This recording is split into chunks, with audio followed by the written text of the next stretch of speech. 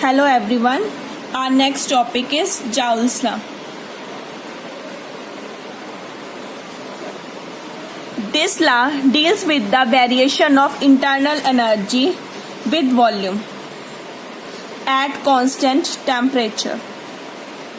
That is, according to this law, the change in internal energy with respect to volume at constant temperature is zero. तो ये deal करती है internal energy के साथ, उसकी change with volume, और temperature क्या होगा, कांस्टेंट. दैट मीन्स ये क्या है, एक आइसोथर्मल प्रोसेस है. This result is obtain by Joule's Thomson experiment. तो हमारा वो जो एक्सपेरिमेंट क्या था जूल्स थॉमसन का, इसके लिए उसने क्या किया था, यहाँ पर उसने एक वेसल लिया.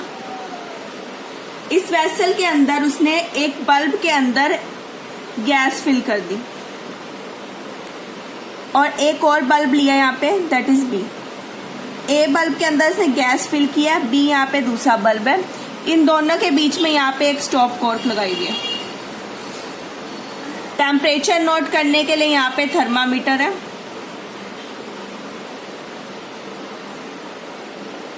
और यहाँ पे उसने एक स्टरर लगाई है. डन. इस पूरे अरेंजमेंट को वाटर में रखा गया.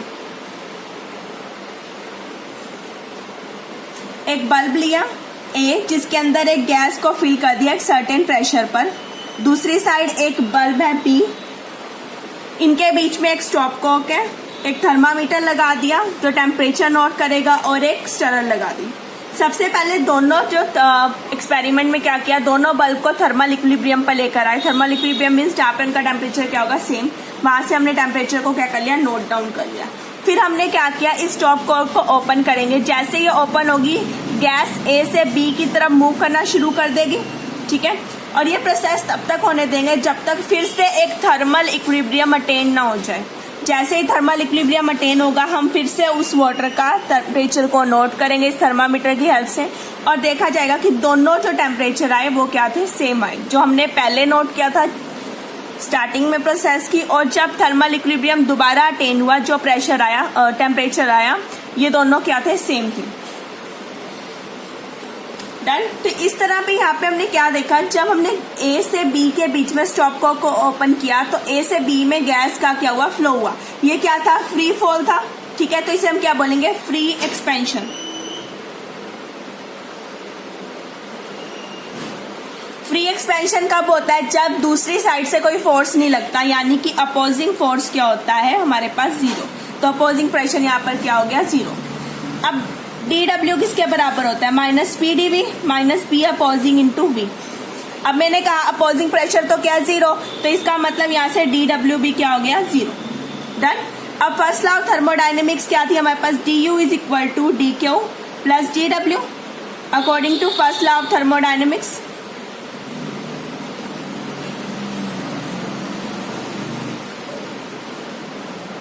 हमारे पास ये था du is equal to D Q plus zero. अब मैंने क्या कहा, dw तो जीरो है, that means du is equal to D Q.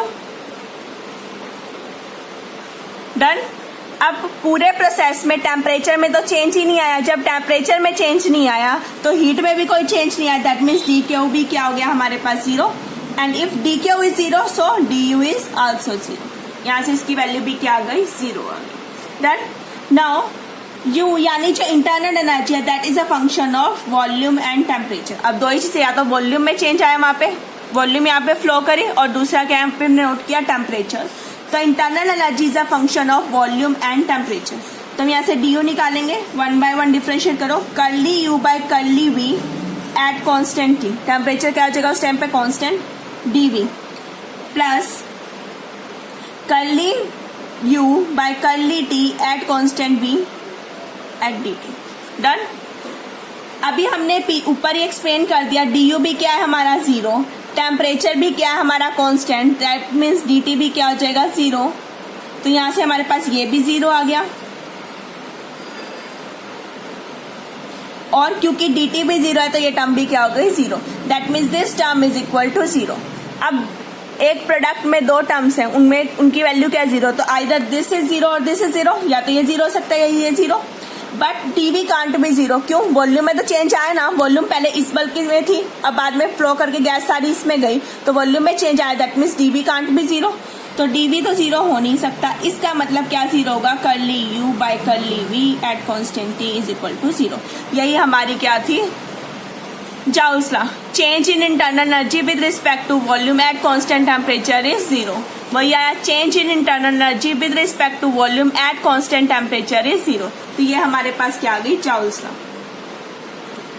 This is applicable only for ideal gases, not for real gases. ये रियल गैसेस पे apply नहीं होती है, किस पे अप्लाई होती है? सिर्फ और सिर्फ आइडियल गैसेस पे। डन। ये हमारी थी जाउल्स लॉ। अब हम करते हैं joule Thompson effect.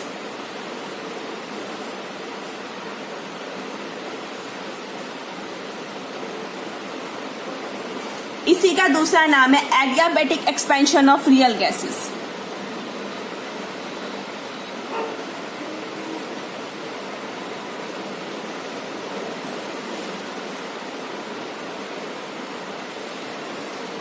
Adiabatic expansion of real gases means हम यहाँ रियल गैसेस के बिहेवियर को पढ़ेंगे।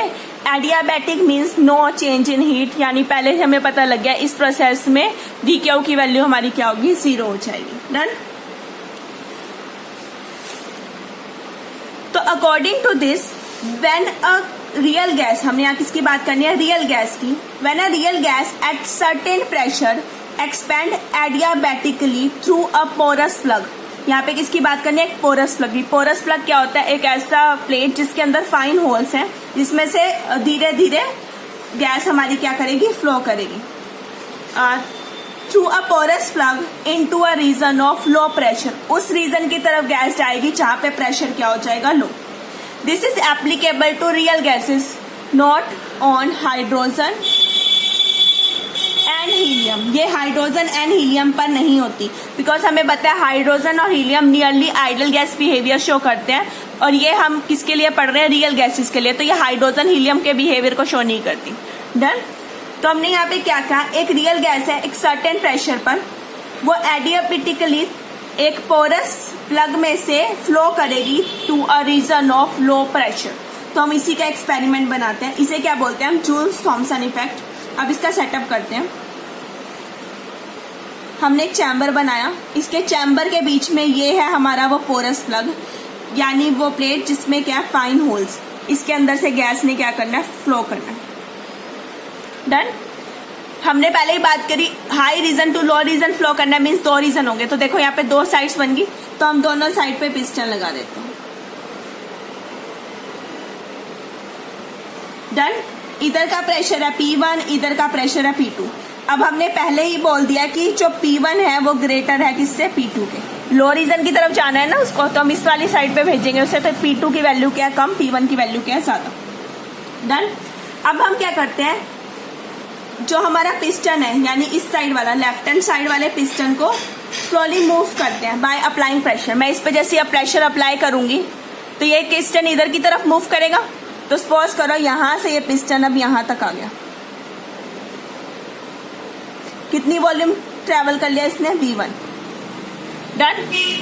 अब क्योंकि इस चैम्बर में तो गैस फिल है, जैसे पिस्टन मूव करेगा तो गैस फ्लो करेगी। अब यहाँ पर एक फाइन पोरस प्लग लगा हुआ है जिसके अंदर होल्स हैं, तो गैस इस वाले होल में से पास किधर हो जाएगी? इस रीजन में। जैसे वो इस रीजन में पास होएगी तो ये वाला जो एरिया है ये पिस्टन इधर की तरफ मूव करेगा। तो सपोज करो अब ये पिस्टन यहां तक मूव कर गया, इसने कितना ट्रेवल कर लिया distance? That is V2। V2 volume इसकी क्या होगी? चेंज होगी। डन। ये लो प्रेशर रीजन था, ये हाई प्रेशर। हमने लेफ्ट साइड के पिस्टन को मूव किया तो गैस क्या हुई? Through porous plug low pressure region में चलेगी। लो प्रेशर क्यों? क्योंकि इधर कोई प्रेशर नहीं अप्लाई किया, और यहाँ से पिस्टन इस नई पोजीशन पर आ गया। ये जो डॉटेड लाइन है ये न्यू पोजीशन शो कर रही है, और जो सॉलिड लाइन है ये प्रीवियस पोजीशन को शो कर रही है। ठीक है। अब हमने दोनों साइड पे आने के बाद टेम्परेचर को नोट कर लिया और नंबर ऑफ टाइम एक्सपेरिमेंट को क्या किया? रिपीट कर दिया। ये एक्सपेरिमेंट हाइड्रोजन और हीलियम के बिहेवियर को शो नहीं करता, बिकॉज वो nearly ideal gas behaviour show करती है। डन। अब हम यहाँ से इसी की एक्सप्लेनेशन करते हैं। अब देखो पूरा सेटअप समझ आ गया। मैंने एक गैस को फिल किया चैम्बर में, उसके ऊपर प्रेशर अप्लाई किया तो वहां से पोरस प्लग से गैस लो प्रेशर एरिया में चली गई और पिस्टन वहां से क्या हो गया, मूव हो गया। अब देखो मैंने प्रोसेस क्या लिया था, एडियाबैटिकली। एडियाबैटिकली मीन्स हीट क्या हो जाएगी, जीरो, तो क्यू की वैल्यू क्या होगी, जीरो। तो अकॉर्डिंग टू फर्स्ट लॉ हमारे पास क्या होता है, हमारे पास फर्स्ट लॉ की डिफाइन ये है क्यू प्लस डब्ल्यू। अब क्यू इज जीरो तो डेल्टा यू किसके बराबर आ गया, डब्ल्यू के बराबर। डन। अब मुझे इंटरनल एनर्जी निकालनी है तो मैं वर्क निकाल लेती हूँ, तो टोटल वर्क निकाल लेते हैं कितना हुआ। सबसे पहले लेफ्ट साइड की बात करते हैं। इसके ऊपर हमने प्रेशर अप्लाई किया तो work done on system,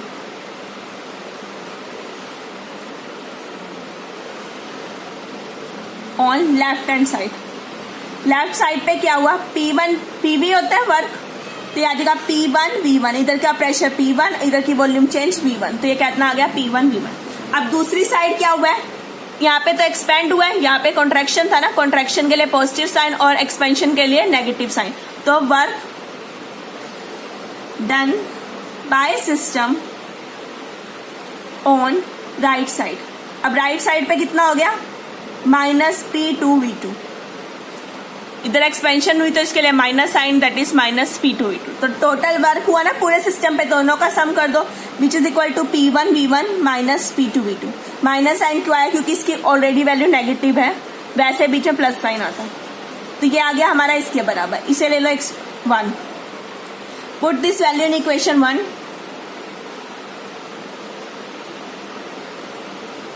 one में पुट करेंगे तो डेल्टा यू किसके बराबर आ गया, P1 V1 -P2V2 के। Done. What is delta U, delta U क्या, change in internal energy, that is U2 -U1 which is equal to P1 V1 -P2V2। तो ये 2 वाली टर्म एक साइड ले जाओ, 1 वाली टर्म एक साइड, तो आ जाएगा U2 plus P2V2 is equal to U1 plus P1 V1। Done. What is U plus PV? ये हमने पढ़ा था U plus PV is H, H is enthalpy, तो ये क्या हो गया H2 और ये क्या हो गया H1, that means H2 is equal to H1। What is delta H? Delta H change in enthalpy, that is H2 minus H1। अभी हमने कहा दोनों इक्वल है, तो ये क्या आ गया हमारे पास, जीरो। दैट मीन्स अगर एक प्रोसेस एडियाबैटिकली है तो उसका इंथैल्पी चेंज भी क्या होगा, कांस्टेंट होगा, इंथैल्पी रिमेन कांस्टेंट। तो चेंज इन इंथैल्पी हमारे पास क्या आ गया, जीरो। तो ये हमारे पास इसका एक और रिजल्ट आ गया। डन। हमने एडियाबैटिक प्रोसेस लिया, उसके लिए एंथैल्पी भी क्या आ गई हमारे पास, जीरो। क्लियर। अब हम निकालते हैं जूल, इसी का Joule Thomson coefficient. Joule Thompson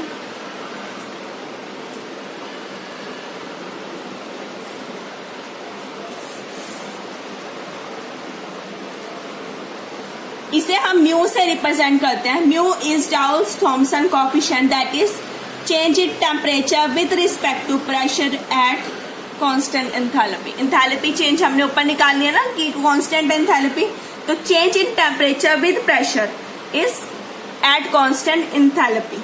तो इसे हम डिफाइन कैसे करेंगे,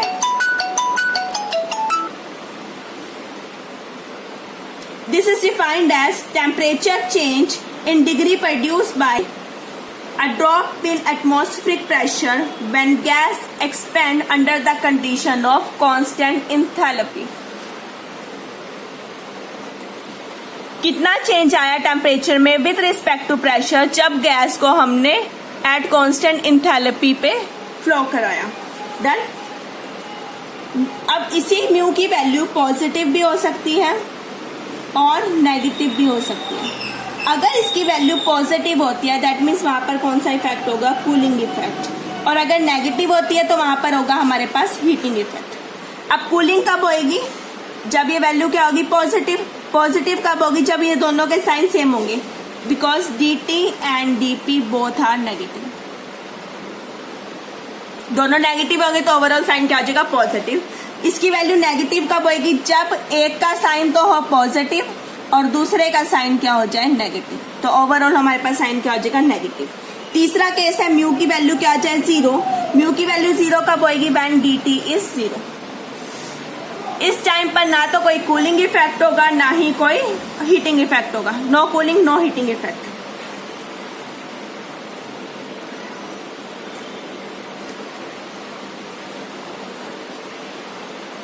डन। जिस टेम्परेचर पे इसकी वैल्यू होगी 0, उस टाइम पे ना तो कोई कूलिंग इफेक्ट हुआ ना ही कोई हीटिंग इफेक्ट। जैसे इससे टेम्परेचर से नीचे जाएंगे तो वहां पर इसकी वैल्यू क्या हो जाएगी, पॉजिटिव म्यू की, वहां पर होगी कूलिंग, और इससे ऊपर जाने पर क्या होगी, हीटिंग। डन। तो इस टेम्परेचर को हम बोलते हैं इन्वर्जन टेम्परेचर। इन्वर्जन टेम्परेचर वो टेम्परेचर जहां म्यू यानी जॉल थॉमसन कोएफिशिएंट की वैल्यू क्या हो जाएगी, 0, means neither cool down nor heated up, ठीक है। But below it mu value is positive and above it mu value is negative. Done. तो ये हमारा क्या है, इन्वर्जन टेम्परेचर। जो इन्वर्जन टेम्परेचर होता है, मोस्टली जो गैसेस होती है इनका हाई वैल्यू होती है इन्वर्जन टेम्परेचर की, except hydrogen helium. Hydrogen helium की वैल्यू क्या होती है, लो। अदरवाइज जितनी भी गैसेस होती हैं उन सब के लिए जो इन्वर्जन टेम्परेचर है उसकी वैल्यू क्या होती है, हाई। तो इन गैसेस को फर्स्ट कूल डाउन करते हैं temperature below the inversion temperature, और फिर उन्हें एक्सपेंड होने के एडियाबेटिकली एक्सपेंड होने देते हैं। इसीलिए गैसेस जनरली कूलिंग इफेक्ट को शो करती है। डन। अब हम इसी की रिलेशनशिप निकालते हैं।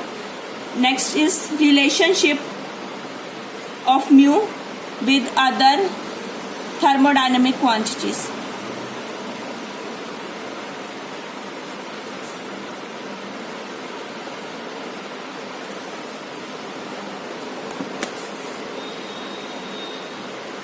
हम इसके ले लेते हैं इंथैल्पी। अभी हमने पीछे देखा इंथैल्पी यहाँ पे किसका फंक्शन है, is a function of temperature and pressure. Done. फिर से हम वही निकालते हैं, डिफरेंशिएट करो, डी एच किसके बराबर हो जाएगा, curly H by curly T at constant P D T plus curly H by curly P at constant T to D. तो हमने क्या कर दिया, इसको डिफरेंशिएट कर दिया। अब according to this process Joule Thomson D H is 0, हमें पता है डी एच की वैल्यू क्या है, 0। पीछे तक हमने इक्वेशन, इसे हम इक्वेशन नंबर 2 मार्क करते हैं। तो put this value in equation 2।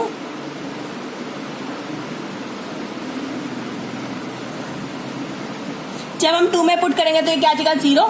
0 is equal to curly H by curly T constant P D T. ये वैल्यू हमारी किसके बराबर आ गई, डीपी 0 के बराबर। अब हम क्या करते हैं, इस पूरी इक्वेशन को थ्रो आउट डीपी से डिवाइड करते हैं।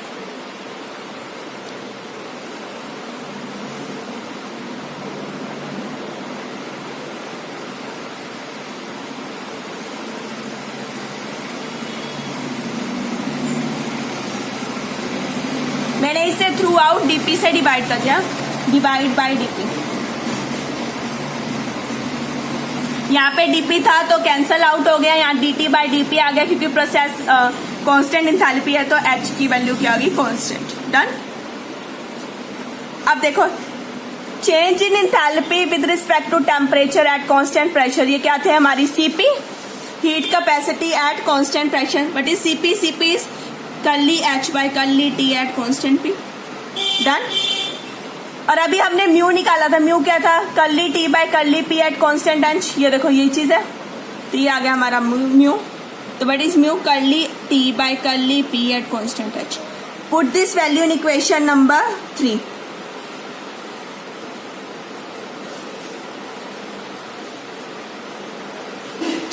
ये रही मेरी इक्वेशन 3। एक की वैल्यू सीपी है, एक की वैल्यू म्यू है, दिस इज इक्वल टू 0। तो हम यहाँ लिखते हैं CP into mu plus curly H by curly P at constant T 0। तो यहाँ से आप निकाल लो म्यू की वैल्यू, हम म्यू का रिलेशन निकाल रहे तो म्यू इज इक्वल टू, ये टर्म इधर जाएगी माइनस और मल्टीप्लाई वाली टर्म नीचे आ जाएगी। तो mu is equal to 1/cp curly H by curly P at constant T. तो ये हमारे किसकी वैल्यू आ गई, म्यू की वैल्यू आ गई। डन। तो म्यू हमारे पास क्या है, जॉल थॉमसन कोएफिशिएंट, जिसकी हमने वैल्यू यहाँ पर निकाल ली। इसकी इंपॉर्टेंस है कि अब जो म्यू होता है यानी जॉल थॉमसन कोएफिशिएंट, इसे हम कूलिंग प्रोसेस, जो लिक्विफिकेशन ऑफ गैसेस होती हैं जो आपने अपने फर्स्ट ईयर में पढ़ी थी, क्लाउड्स मेथड, लिंगेस प्रोसेस, उनमें हम इसे क्या करते हैं, यूज करते हैं। डन। अब हम इसी को निकाल लेंगे for ideal gas and for real gas. Now Joule Thomson coefficient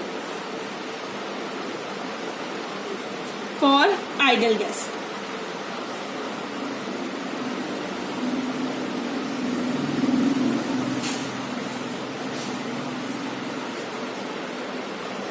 अब हमें पता है जितनी भी आइडियल गैसेस होती हैं, आइडियल गैस का बिहेवियर में के अकॉर्डिंग उनका जो इंटरमोलिकुलर फोर्स ऑफ अट्रैक्शन होता है वो क्या होता है, नेग्लेजिबल। अगर उनका फोर्स ऑफ अट्रैक्शन क्या है, नेग्लेजिबल, तो उनके अंदर कोई भी वर्क डन नहीं होगा। अगर कोई वर्क डन नहीं होगा तो उनकी चेंज इन इंटरनल एनर्जी भी क्या हो जाएगी, जीरो हो जाएगी। ठीक है, अगर चेंज इन इंटरनल एनर्जी भी जीरो है तो उनका टेम्परेचर भी क्या हो जाएगा, जीरो। और अगर टेम्परेचर जीरो है तो इन अदर वर्ड हम क्या कह सकते हैं, म्यू यानी चाउल थॉमसन कोफिशिएंट भी क्या होगा, zero for the ideal gas, because उनमें कोई फोर्स ऑफ अट्रैक्शन नहीं है। फोर्स ऑफ अट्रैक्शन नहीं है तो उन्हें फोर्स को कवर अप करने के लिए कोई वर्क नहीं लगा, कोई एनर्जी नहीं लगी, कोई चेंज इन टेम्परेचर नहीं आया।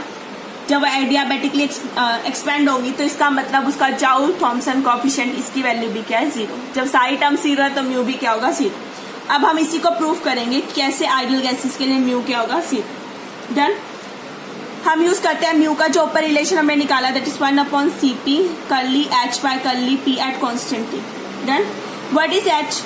H is enthalpy which is equal to U plus PV। Equation number 4, इस वैल्यू को इक्वेशन 4 में पुट करो। Put this value in equation 4। तो म्यू किसके बराबर आ जाएगा, -1/Cp curly U plus PV। H की जगह मैंने U प्लस PV लिख दिया। डन। अब दोनों को अलग अलग कर दो। -1/Cp curly U by curly P at constant T plus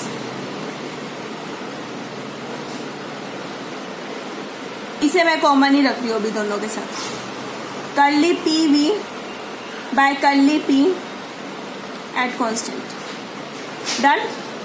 ये आ गया हमारे पास। अब हम इसे क्या करते हैं, इस वाले पार्ट में B से मल्टीप्लाई और B से डिवाइड करते हैं। तो ये मेरे पास क्या बन जाएगा, curly V by curly P, और दोनों के जो ने अलग अलग कर देते हैं।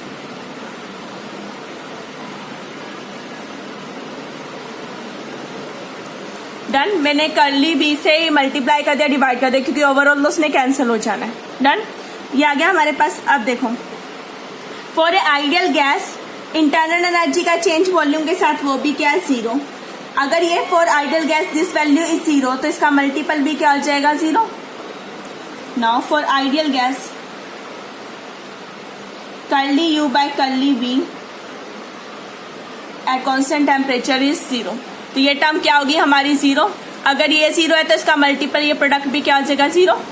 अब बची ये term, for ideal gas PV is equal to RT, PV is RT is equal to constant.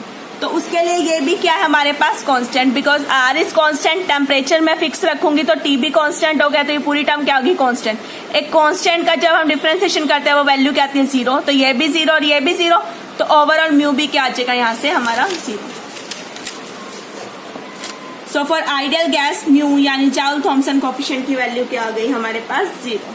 तो ये था हमारा Joule Thomson coefficient for ideal gas. अब हम इसी को निकालते हैं फॉर रियल गैसेस यानी वैन डर वाल्स कांस्टेंट की टर्म्स में।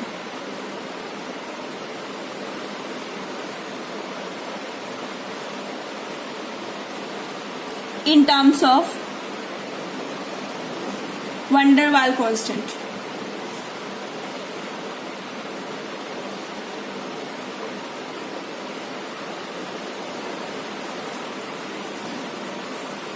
वैन डर वाल्स कांस्टेंट के लिए हम रियल गैस इक्वेशन को यूज करेंगे, क्योंकि उसी में वैन डर वाल्स कांस्टेंट आते हैं A और B।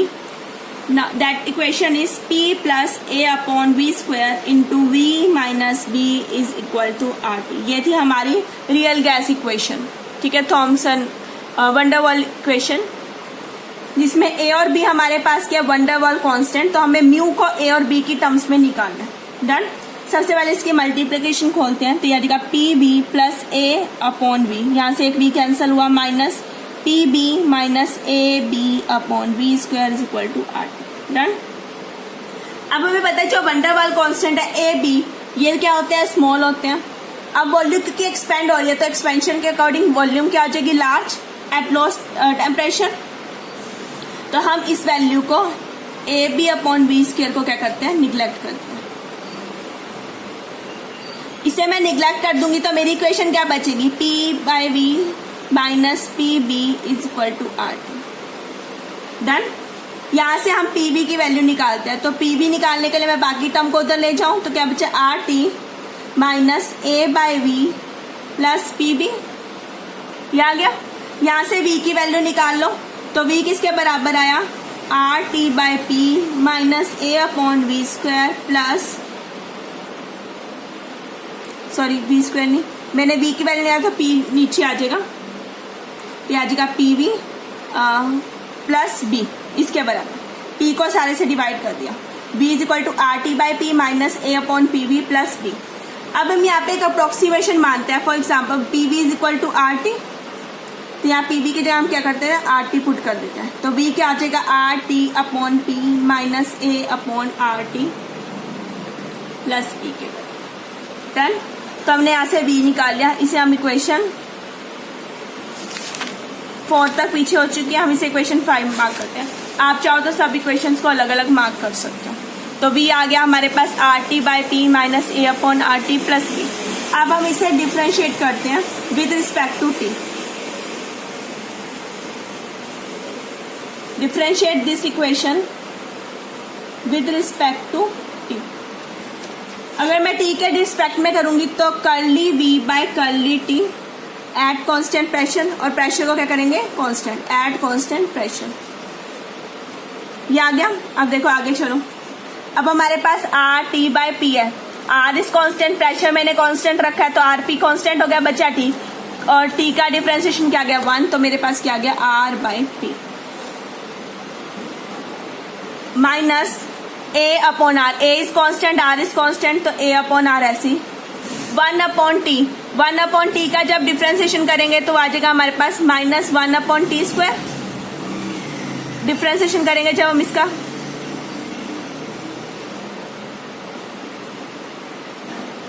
जब मैं यहाँ पे पुट करूंगी तो एक माइनस ऑलरेडी है, एक और आ गया तो ये बन गया plus R T square. Done. Last is B, B is constant, तो इसका डिफरेंशिएशन क्या हो गया हमारे पास 0। तो हमारे पास आ गया curly V by curly T at constant P is equal to R by P plus A upon R T square के बराबर। डन। हमारे पास इसकी ये वैल्यू आ गई।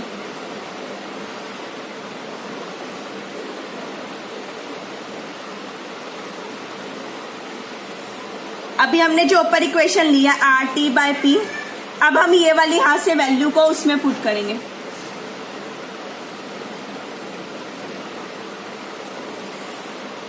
अब इक्वेशन 5 को यूज कर रहे हैं हम। 5th इक्वेशन में v is equal to R T by P minus A upon T plus P था। अब यहां से r बाय पी की वैल्यू निकालो, उसमें पुट कर दो। r बाय बी की वैल्यू क्या आ जाएगी, curly v by curly T P minus A upon R T square. ये वैल्यू हम इसमें जाकर पुट कर देंगे इन इक्वेशन 5th।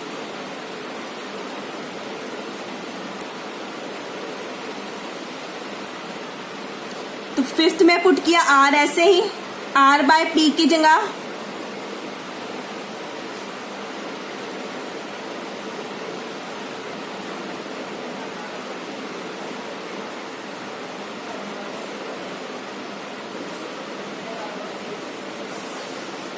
देखो, यहाँ पे देखो मैंने बी एज सच रखा है, टी की value as such, R by P की जगह पूरी टर्म आ गई minus A upon R T plus B. सबसे पहले यहाँ से टी को ऑल ओवर डिवाइड कर दो, तो यह जगह B by T is equal to curly V by curly T constant P minus A by R T square, minus A by R T square हो जाएगा, तो इसका मैं ट्वाइस कर रही हूँ, plus P by T. Done. इतना आ गया मेरे पास। अब मैं इसकी वैल्यू निकालती हूँ, curly V by curly T at constant P, तो आ जाएगा B minus B by T, ये चीज कॉमन होगी, plus 2a by R T square, इसके बराबर। Mark it as equation number 6। इसकी वैल्यू हमने निकाल ली यहाँ तक। डन। अब हम यूज करते हैं one of the most common thermodynamic relation.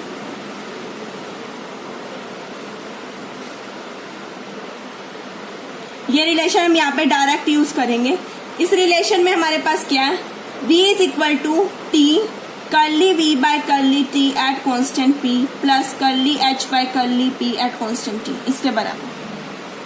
Done. अब ये वाली वैल्यू हमने यहाँ निकाल ली हुई है, तो इक्वेशन 6 में से ये वैल्यू यहाँ पर पुट करो। Use equation 6 here. देखो इसकी वैल्यू मेरे पास है ना, तो यहाँ पर पुट कर दो। तो v किसके बराबर आ गया, इसकी यहाँ पुट करोगे तो t b minus B upon T plus 2a upon R T square. मैंने कुछ नहीं किया, अभी जस्ट उठाकर ये वैल्यू इसकी जगह पर ये 6 में से वैल्यू पुट कर दी। अब देखो टी कैंसिल हो रहा है, जो कैंसिल हो रहा है उसे कैंसिल करो, यहाँ बचेगा v minus B, T cancel plus 2a by R T, एक t कैंसिल हो जाएगा, स्क्वायर था, plus curly h by curly p at constant T. Done, हमारे पास ये वैल्यू आ गई। अब v से v कैंसिल होगा,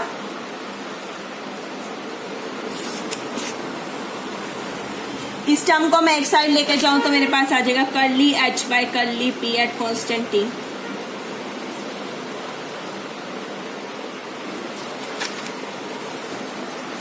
ये इधर थी, b से v कैंसिल हुआ, इधर बचा 2a by R T minus B, 2a by R T minus B, और ये वाली टर्म को मैं इधर लेके गई तो यहाँ पर आ जाएगा minus.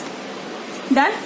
Now what is mu, mu is equal to -1 upon C P curly h by curly p at constant T. हमें पता है म्यू इसके बराबर है, इक्वेशन नंबर 7 को यहाँ यूज करो, यूज इक्वेशन 7 है। तो म्यू किसके बराबर आ गया, इसकी वैल्यू ऑलरेडी एक माइनस है, माइनस यहाँ पे पहले से था, minus minus plus 1 upon C P, अंदर आ गया 2a by R T minus B, इसके बराबर। डन। 2a by R T minus B, तो mu is positive if 2a by R T is greater than b, mu is negative if 2a by R T is less than b, और mu is 0 if 2a by R T is equal to b। 3 cases आ गए, एक value positive हो सकती है, एक बार इसकी value negative हो सकती है, एक बार इसकी वैल्यू क्या हो सकती है, 0 हो सकती है। अगर ये वैल्यू 0 बराबर हो जाए तो 0, ये वैल्यू बड़ी है तो पॉजिटिव, b बड़ा है तो क्या हो जाएगा, नेगेटिव। डन। ये है हमारा mu in terms of wonder wall constant, that is a and b। अब हम यहीं से निकालते हैं इन्वर्जन टेम्परेचर।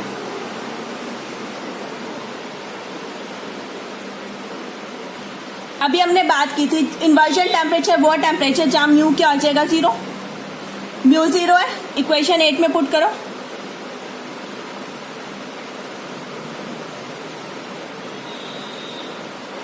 एट में पुट करेंगे हम इसे, ये 0 आ जाएगा, is equal to 1 upon C P 2a by R T minus B. अब क्योंकि टेम्परेचर इन्वर्जन है तो मैं इसे टी आई से शो कर दूं, तो सीपी भी क्या हो जाएगा यहाँ से 0, तो 2a by R T I minus B is equal to 0। इसे मैं इधर लेके गई b, तो टी आई मेरा किसके बराबर आ गया, 2a बाय आर बी। तो ये आ गया हमारे पास इन्वर्जन टेम्परेचर। डन। तो टी आई किसके बराबर है, 2a बाय आर टी। तो यहाँ से हमने आज पढ़ा जूल्स लॉ, चाउल्स लॉ, इन जाउल्स थॉम्सन कोएफिशिएंट पढ़ा, और रियल गैसेस के लिए पढ़ा, आइडियल गैसेस के लिए पढ़ा, उसे वंडर वॉल कांस्टेंट की टर्म्स में निकाला, और उसी से हमने क्या निकाला, इन्वर्जन टेम्परेचर। डन। ये था आज का हमारा टॉपिक। Thank you.